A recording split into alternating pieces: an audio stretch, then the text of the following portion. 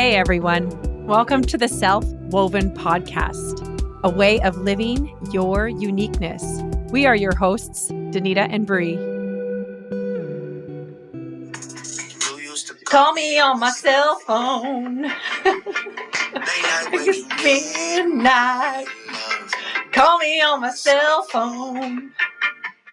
Dania, I never have any idea what you're going to throw out on the music. Like, I have no idea, and it's so wild to me. Like, I never would have guessed that was what you were bringing out. That's Drake, right? That's Do Drake. I have that right? Yep. I brought him out because we have a new sort of style today that we're going with is like the call-in. But since like that seems old school, like you used to call me on my cell phone, I feel like that would be used to like we used to connect that way. Now we're straight podcast call-ins. We have wonderful Jen, and she's on today, and she has a couple questions for us. And what it is just us having a conversation around some questions that our listeners and people that are tuning into us can get a hold of us and ask us anything, basically. But we're doing it call-in, old school podcast style. Very similar to that old radio station. Did you guys grow up with that one with that old lady, the sex call-in lady? Yeah, what was her name? I thought her name was Sue. I mean, there also used to be like the Dear Abby in the like newspaper. Was it Dear Abby? Yeah, no. This was like an older lady who she was like your grandmother, but she was giving sex education on like pop radio stations. But it was recorded. It was played all over everywhere. Like everyone knew who she was, and you would call in and talk to her about sex. She would explain what condoms were and like all the sexual stuff. It was like destigmatizing it because she was like so old and cute and sweet. Anyways, that's what I was thinking about here. And I remember because I would say like good night to everybody. And then I would like sneak into my bed, like pretend I'm asleep. And then I would turn on the radio station and I would listen to this like very X-rated show late. Like that was late. Like I had to get up at like 6:30 in the morning. That's what she was hoping, that the kids would be in bed. But at the same time, the kids needed education. And we had our little glow clock radio beside the bed. I just Googled what we were talking about. Google call-in old school sex show. My Google is now screwed for like at least 2 weeks. Kids are not allowed to use your phone for a few weeks. There's going to be some interesting things popping up. Okay, well, if anyone can actually let us know, that would be great. So like if someone wants to send us a message and let us know what the name of that show is, we would love it. Let's start it off. Jen, we want to know what's going on. Well, first of all, I want to thank you both for having me, Bree and Danita. I am a huge fan of your show. You are both extremely smart women, and I hope that potentially you can help answer my question. Now, it's not sex related, so I'll just preference that. My question is around fear and the emotion of fear and feeling fear in certain aspects of my life. And I feel like I have confronted fear multiple times in multiple ways, but there is still that final wall or ceiling, whatever you'd like to call it, that I know exists and I haven't been able to break through. When it comes to fear, how do I push through that last barrier so I can live my best life? Fear is the emotion that's like the binding emotion underneath those emotions we think of as being tough, like, right? Underneath the anger, but like those more nuanced ones, the I'm not good enough, or you're not good enough, or this isn't going to work, or like, even shame and guilt and like all of those, like right under that is all fear. It all comes back to fear. It's what keeps everything intact. So it's really an interesting question because it's not one that I think we ever just like get out of our lives. Whenever another emotion is coming up of sorts, it's like the fear is like riding right along with it. So it's the one as we become aware and we keep going into our own knowingness and knowing who we are deeper and deeper, it comes in more refined ways. It comes in more sneaky ways. And I kind of think that's exciting. Like that's the self-growth part where you're like, oh, right. Like I would have caught you like for sure if this was like a big, obvious fear thing, I would have been all over that. But it's now like those little sneaky, refined ways where you're like, and those ones are like, they're kind of uncomfortable, right? You're like, it's almost easier when it's obvious, right? You're like, I have this big fear around this and I'm going to try really hard to like figure out how to get through this. I'm going to work and do it. But the little refined ones, which I feel from your question, are like the ones that are so nuanced and there's so like little intricate threads involved in it that we have to like really pay attention to them and how they sit in our body in a really different way. What do you think, Danita? I think fear never really goes away. Like, I think as much as we want to say, like, I've done it all, I've done all the work, I've pushed through that final barrier, I think there's always going to be some sort of level of fear. But I think the way that we feel about fear changes. Right now, it's something that you're like, oh, frustrated with this fear that you might have. At one point, I think it gets to the point where the fear might be like, oh, there's fear there. That might be exciting because there's something coming. It's also terrifying at the same time. Like, it can be both of those at the same time, but you might start to feel differently about how you feel about fear. When Bree's talking about the different emotions that are connected to fear, like, also that may be a time when like control comes in. Like, I really need to control this fear because I'm afraid of the fear. So if I try to control the fear, then I'm going to get the outcome that I want, instead of like going into the fear without the control. I think that's a good point, because really, why does the fear stay there? It stays there because we want a specific outcome. The specific outcome could be as simple as, I don't want fear, but it could also be related to these things that are going in our life. Like, we want to have, what if I get fired from this job? Or what if this relationship doesn't work out? Or, what if someone close to me dies? Like, these are all different fears, of which the reason it's so painful is because we want it to be a certain way, right? We don't want our person to die. We don't want to be fired from our job. We don't want our relationship to end. And it's that holding on and the grasping that keeps the fear there. And that is completely related to what Danita said about control. So Jennifer, what do you feel like? What is your relationship to fear right now? Like, how does that make you feel, what we're talking about? Firstly, it's phenomenal to get both your perspectives, neither of which I could have ever in my wildest dreams come up with. My fear comes in what you had both said, when I want something desperately, when I feel I'm going down the path to seek something, whether it be a relationship or a job or an opportunity that I desperately want, then that is where the fear comes into play. And when faced with the situation, to like put my best foot forward, I've done the preparation, right? I'm organized, I'm ready to go, and I feel like I'm mentally prepared. It is still there. And so I suppose maybe you're saying that's like, or are you saying that it is part of human nature that it will always be whispering at me, even at the times when I should be most confident and I should be like plowing forward with such strength? I guess that's my next question. We're always going to have a bit of a lack of trust that whatever we're being presented with is going to be for our best and highest learning opportunity and growth, right? That is hard to accept. Like, it might sound nice. We can write a little quote on that and throw it up on Instagram. It sounds lovely. But that's not really how it works, right? Like, it's really hard to just trust the universe. It's going to take care of everything. Because one, we've heard this for a long time. We've heard this for decades now. Just trust the universe. Well, it doesn't always feel comfortable. It doesn't always feel good at all. Like, actually, sometimes the universe gives us a shit ton of pain, and it's absolutely awful, and it breaks our heart, and it feels like it's breaking our soul, right? Reality there with that. But the trusting of the universe is that even though we go through these really hard, challenging parts, these really big things, is that if we start looking back on our lives, if we're willing to go into it, not mask it with complete avoidance and doing all the things, but if we're really, really willing to work through it, to feel that, to come through the other side, we can look back at our lives and be like, oh, like, actually, I learned so much from that.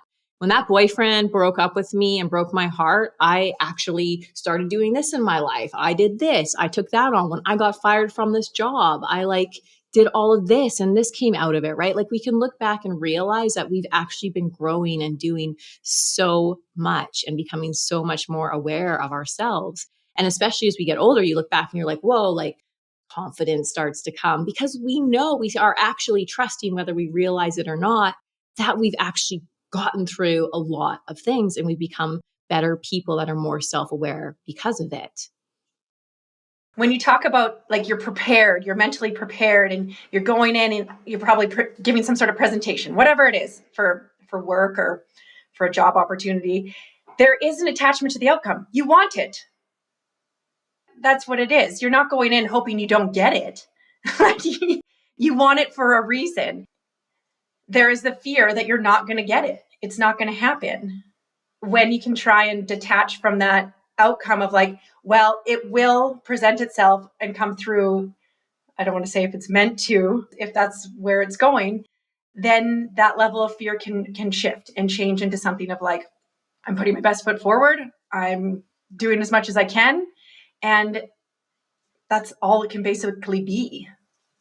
What you're saying, both of you, is like honestly amazing for my heart right now. I feel that I have never thought of fear as my friend. And what you both just described is something that I can like harness in a positive way to look back on the past and see the learnings, or to maybe help detach from this like grasping for what needs to happen. I know on the other side of fear that I can deal with whatever it may be, because I like many people, have dealt with loss, heartbreak, people passing along, being laid off, like all the things, on the surface level that every human being deals with. And I know that I'm okay, but yet I am still afraid, I guess, of fear, like that. I fear what that looks like. That I can't get over because I know I've gotten over it before. So am I not trusting myself, or do I have fear of fear? I think it's really hard to trust that we're going to be okay. That's where I think for me, it generally starts, is like that trust of being like, no matter what happens, if I lose it all, I'm going to be okay. If it all goes away, I'm going to be okay. Like that is a hard thing to imagine. Even for the smallest things, sometimes they can seem so huge because you think there's so much relying on it. Like, I won't be okay. Like that's where that fear comes from, almost, is that sensation of like, I'm not going to be okay if I don't get the job. But then you realize after, well, I lived, I am okay. But it's like that actual going through it that kind of shows you that you are okay. And then you have to start trusting that every time you go through this, that you are going to be okay and move on. Bree, what do you think? Yeah, well, related to that, it's a fascinating time in this world right now too, because I think this is exactly what so many people are moving through, so that they do know they're okay. It's almost like we are all having everything that we've come to know like ripped away from us. Like this is en masse right now. And it's for whatever that person needs to grow. So maybe it's your finances, if that's the best way for you to learn how to grow and know you're okay. Maybe it's your relationship. Maybe someone close to you is suffering or is sick or is just having a really hard time. Like whatever that is, we are all being asked right now to learn that we are actually okay no matter what. Because if we don't know that we're okay no matter what, then we're not free, right? We're in fear. And I think at the heart of our essence of like that, our soul, like whatever you want to call it, it is freedom. It desires freedom. Can't have freedom when you're not feeling okay. So they're completely connected. It hasn't been possible up to today, like on Earth, with the way that the Earth has been, with the systems in place, with generational trauma, DNA, everything, like just how we are right now as humans. I think it is a potential in years ahead. And I think that us right now, like having conversations like this, as we are all working on allowing ourselves to face our fears in whatever form that is opening up and releasing, like you could almost say, like universal fear. Like it's almost like it gets to detach the more we face it, which then allows our friends, our family, humanity in general to experience more and more of that. And so I think this is also related to the collective consciousness. So we start to all experience less and less fear. And maybe in the decades going forward, maybe it'll be our children or our children's children. I mean, maybe they will be born and there won't be fear. There'll just be this general, like, we're okay. We got this. We can figure this out. And it's not such a gripping fear. Fear is it's tight. It's grippy. Like it is a painful one, right? Yeah, it really is. And even when you were naming all three of those things, like your finances, your relationship, like people close to you suffering, I'm like, what happens if the universe is throwing all of it at you at once? Like, because Yeah. And some people listening right now are 100% having all of that all at once.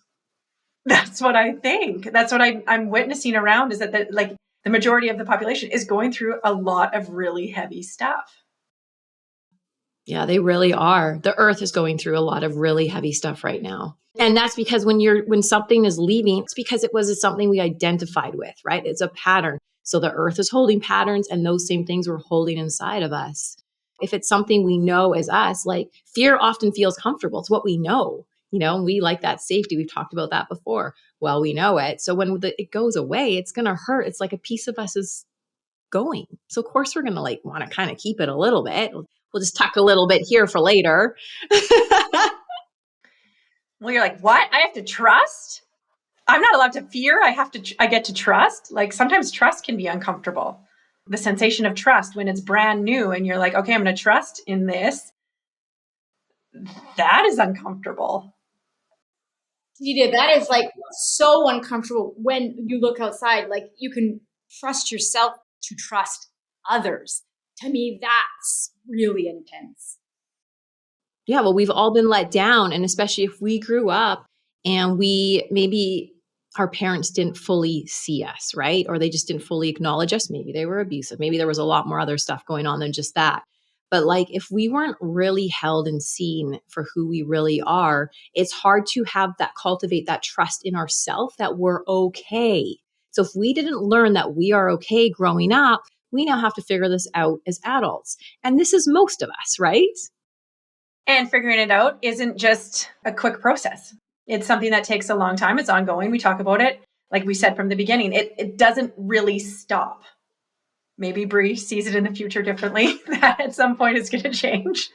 But for me right now, what I see is it doesn't really stop. You're going to just constantly be moving through different things. They're going to come, something's going to come and you're going to move through it. You're going to become more accustomed to like the emotions of trust and freedom and like courage. But those ones are going to be replace the other emotions of say like fear or anger, and learning to feel good in these other emotions is hard because these ones are so powerful and we're so used to them. But both of you being experts of the mind and the world, in my opinion, to give this element of optimism, whether it's generational Brie or Danita at present, both of you have sort of delivered, like, at least to me, an idea of hope and optimism, which like gives me pause and relief. Like I even felt like a breath release from my, like a deep breath, because clearly everyone else is dealing with this. Then you also feel more comfortable knowing like we can take it on together as a team, like as a family, as a group, as a circle of friends, as colleagues, as society, and help each other.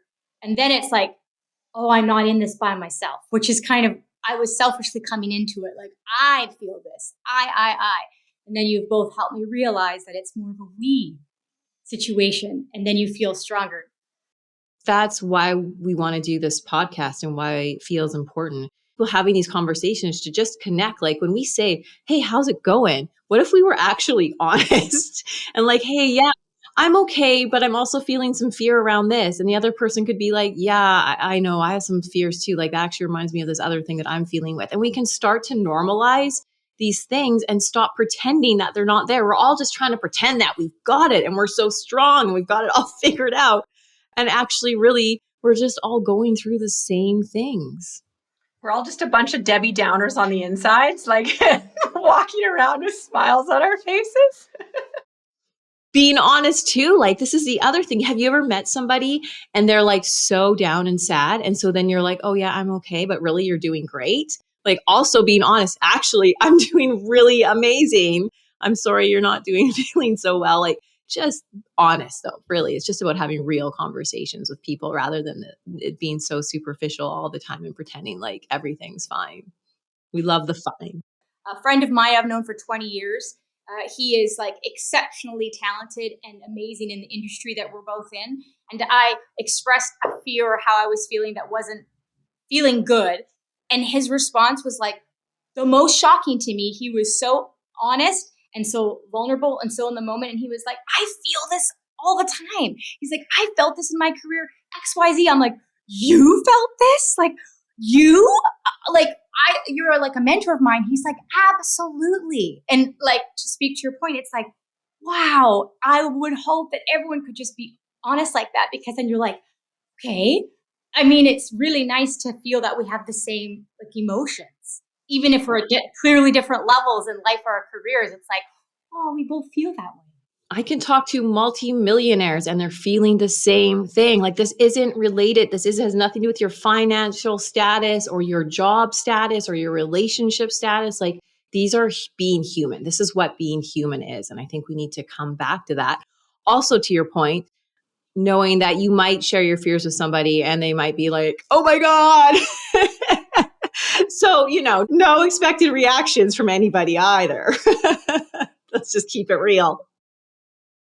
Life's not always great. Life can be also really amazing. And I think it's refreshing to hear both and to know that everyone is basically living both. Like the polarity is there. We are living on both sides in sometimes the same breath. I feel amazing and I feel shitty. And when we start talking about them, we give that space for the polarity. So then we don't become so focused on one emotion all the time, right? Because like if we even take the emotion of joy, everyone loves, oh, I'm so joyful, amazing, but it's so fleeting, right? We can't stay joyful for an hour. I mean, maybe 5 or 10 minutes if we're lucky. We want to be okay with the range of emotions and holding in a range of emotions at all the time, because then we don't become so attached, like, oh, the joy, oh, it went away. Oh my God. Like, okay, so the joy went away. So now you're feeling a bit sad or you're a bit mad or you're feeling some guilt. Like, okay. But we have to be able to have a lot of space within our body to be able to really feel them all at the same time. We're not hyper focusing on any one thing. It's just more of an allowance for the polarity. Every human has a baseline that they are born with, or it changes perhaps given their environmental or parental upbringing. So what you said, you could feel the highest high and then you feel the lowest low, but you will come back to your baseline. Is that true? Have you heard that? Is that something? Because right? So it's like you feel those emotions, but then you come back to that place. Yeah, there's been some very interesting research on that. I think there's a good point about that. And I think there's some biological factors for that. And again, like how you're raised in different, social, environmental, DNA, ancestral. But I also think it can change. Often people will come to me and say, I want to feel happy. That was like the ultimate goal. I want to be happy and like have a mansion. But really what people want to feel is peacefulness. They really just want to feel a sense of peace and calm, which is kind of related to trust. Peace and trust are the same. It's like, okay, yeah, I got whatever comes my way. I can handle the lows. I can handle the highs. It's okay. And so this idea that we're just going to go around and be happy from like morning to night, that's crazy. It's crazy. And also it would just, even if we hyper focused on that, we'd exhaust ourselves, like to your point, Danita, but also we'd be missing out on the spectrum of human emotions that are available. What would be the point of being here if we were just going to be happy all the time? Like, what would we be learning? With that, I think there is a baseline like that we come into, and then it's like what Bree said, though, we're moving towards the baseline of peacefulness. So like, it's not going to always be there, but you hope that you can eventually come back to what we were saying before and know that I'm okay. And when you're okay, you can fall into that baseline of peacefulness. But that baseline changes. It moves. As you move and move through life and different experiences, your level of contentment changes and can shift. And as you become more and more aware of yourself and find more about who you are, then you can find more space and time for contentment and for peacefulness. But that doesn't mean it's going to always, you're always just going to be right there. And when you're going through like a tumultuous time, you might not always just automatically come back to peacefulness and contentment. It might take a while before you fall back into that space. This was really fun. Jennifer, it was so nice to meet you. Thank you for being here. Oh gosh, it was such a pleasure to meet you, Bree. Danita, it is a joy as always to see you. And truly, I do love your podcast. I can't stop listening to it. I was listening last night. I just feel like you're endlessly giving and helping people. And so as a listener or a friend of Danita's, I am just like over the moon grateful that you guys exist and that this is happening. And I wish you all the luck for all the many episodes that you will have forever. I don't think you can ever stop what you're doing now. Thanks, Jen, for coming on. For anyone listening, we are doing Ask Us Anythings and call-ins. So you can actually get a hold of us through social media, drop us an Ask Us Anything, and let us know if you have a question. And we will be, connecting with different people about questions that they have and inviting them onto the podcast. So we hope to hear from you soon. Thanks for listening, everyone. Thanks, everyone. Bye. Love you. Thank you for listening to this episode of Self-Woven. You can find us on our website, selfwoven.com, to learn more about our community, where we link people embracing their unrefined, unpolished, and unrestricted way of living. Those who are looking to explore their unique energetic, spiritual, and physical essence. This is where we go deeper and share opinions and celebrate our deeper layered experiences, and where we connect in embracing authenticity, deepening our connection to ourselves and the world around us. And also, here is our disclaimer that this information shared is our opinions and experiences and is not medical advice. There has been no client relationship established, and the use of this information is at the user's own risk and does not substitute for any mental health or medical diagnosis or treatments.